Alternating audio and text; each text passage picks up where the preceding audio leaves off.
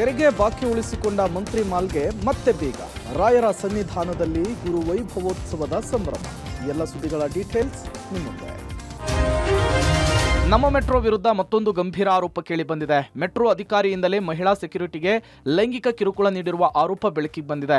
ರಾಜಾಜಿನಗರದ metro ನಿಲ್ದಾಣದ assistant section officer Gajendra P ವಿರುದ್ಧ ಸುಬ್ರಹ್ಮಣ್ಯ ನಗರದ ಪೊಲೀಸ್ ಠಾಣೆಯಲ್ಲಿ ಎಫ್ಐಆರ್ ದಾಖಲಾಗಿದೆ. ಮಹಿಳಾ ಸಿಬ್ಬಂದಿಗೆ ಅಶ್ಲೀಲ ಪದಗಳಿಂದ ನಿಂದಿಸಿದ್ದಾರೆ.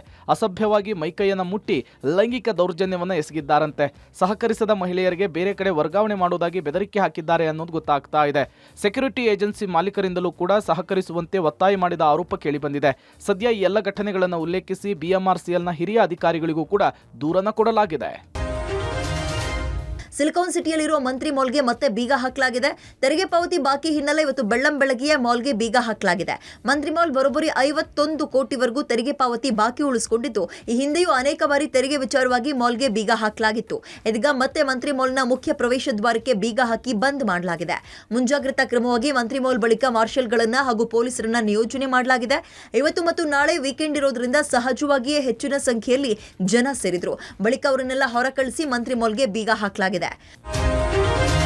ಪ್ರೀತಿ ವಿಚಾರಕ್ಕೆ ಯುವಕನನ್ನ ಕೊಲೆಗೈದಿರುವ ಘಟನೆ ಶಿವಮೊಗ್ಗ ಜಿಲ್ಲೆಯ ಶಿಕಾರಿಪುರ ತಾಲೂಕಿನ ಶಿರಾಳಕೊಪ್ಪ ಸಮೀಪದ ತೊಗರ್ಸಿ ಬಳಿ ನಡೆದಿದೆ. ಯುವತಿಯೊಬ್ಬಳನ್ನ ಶಿವಮೊಗ್ಗ ನಗರದ ಗಾಡಿಕೊಪ್ಪದ ಬಡಾವಣೆ ನಿವಾಸಿ ವೀರೇಶ್ ಎಂಬಾತ ಪ್ರೀತಿಸ್ತಿದ್ದ. ಇದೇ ಕಾರಣಕ್ಕೆ ಯುವಕನನ್ನ ಕೊಲೆ ಮಾಡಲಾಗಿದೆ ಅಂತ ಹೇಳಿ ತಿಳಿದು ಬಂದಿದೆ.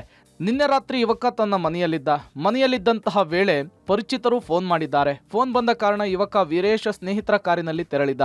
ಆದರೆ ಯುವಕ ತೆರಳಿದ್ದಂತಹ ಇನೋವಾ ಕಾರಿನ ಡಿಕ್ಕಿಯಲ್ಲಿ ಸಂಪೂರ್ಣ ಸುಟ್ಟು ಕರಕಲಾದಂತಹ ಸ್ಥಿತಿಯಲ್ಲಿ ಶವ ಪತ್ತೆಯಾಗಿದೆ. ಹಂತಕರು ಕಾರಿಗೆ ಬೆಂಕಿ ಹಚ್ಚಿ ಸುಟ್ಟಿರೋದ್ರಿಂದ ದೇಹವು ಸಂಪೂರ್ಣವಾಗಿ ಸುಟ್ಟು ಕರಕಲಾಗಿದೆ. ಯುವಕನನ್ನ ಯಾವ ಕಾರಣಕ್ಕೆ ಹತ್ಯೆ ಮಾಡಲಾಗಿದೆ ಎಂಬ ಬಗ್ಗೆ ತನಿಖೆಯ ಬಳಿಕ ಗೊತ್ತಾಗಿದೆ. ಘಟನಾ ಸ್ಥಳಕ್ಕೆ ಶಿಕಾರಿಪುರದ ಡಿವೈಎಸ್ಪಿ ಕೇಶವ್, ಇನ್ಸ್ಪೆಕ್ಟರ್ ರುದ್ರೇಶ್ ಭೇಟಿ ಕೊಟ್ಟು ಪರಿಶೀಲನೆ ನಡೆಸಿದ್ದಾರೆ. ಗುರು ರಾಯರ ಸನ್ನಿಧಿ ಮಂತ್ರಾಲಯದಲ್ಲಿ ಗುರು ವೈಭವೋತ್ಸವ ಸಂಭ್ರಮ ಮನೆ ಮಾಡಿದೆ. ಕಲಿಯುಗ ಕಾಮಧೇನು ಶ್ರೀ ರಾಘವೇಂದ್ರ ಸ್ವಾಮಿಗಳ 429ನೇ ವರ್ಧಂತಿ ಮಹೋತ್ಸವ ಅದ್ದೂರಿಯಾಗಿ ಆಚರಿಸಲಾಯಿತು. ಮಂತ್ರಾಲಯ ಮಠದ ಪೀಠಾಧಿಪತಿ ಶ್ರೀ ಸುಬುಧೇಂದ್ರ ತೀರ್ಥರ ನೇತೃತ್ವದಲ್ಲಿ ವಿಶೇಷ ಪೂಜೆ ಸಲ್ಲಿಸಲಾಯಿತು. ಮಹಾಪಂಚಾಮೃತ ಅಭಿಷೇಕ ನೆರವೇರಿಸಲಾಯಿತು. ವರ್ಧಂತಿ ಉತ್ಸವಕ್ಕೆ ತಿರುಪತಿ ತಿರುಮಲ ದೇವಾಲಯದಿಂದ ಬರುವ ಶ್ರೀನಿವಾಸ್ ದೇವರ ಶೇಷವಸ್ತ್ರವನ್ನ ರಾಯರಿಗೆ ಸಮರ್ಪಣೆ ಮಾಡಲಾಯಿತು. ಜೊತೆಗೆ ಚೆನ್ನೈನ ಶ್ರೀ ರಾಘವೇಂದ್ರ ನಾದಹಾರ ಸೇವಾ ಟ್ರಸ್ಟ್ನ 150ಕ್ಕೂ ಹೆಚ್ಚು ಕಲಾವಿದರಿಂದ ನಾದಹಾರ ಸಮರ್ಪಣಾ ಸೇವೆ ನಡೆಯಿತು. ಮಠದ ಪ್ರಾಂಗಣದಲ್ಲಿ ಚಿನ್ನದ ರಥೋತ್ಸವ ಜರುಗಿತು.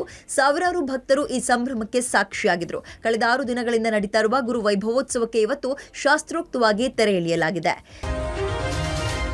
ಜನವಸತಿ ಪ್ರದೇಶದಲ್ಲಿ ಮತ್ತೆ ನರಹಂತಕ ಕರಡಿ ಹೆಸರಿನ ಕಾಡಾನೆ ಪ್ರತ್ಯಕ್ಷಗೊಂಡಿದೆ.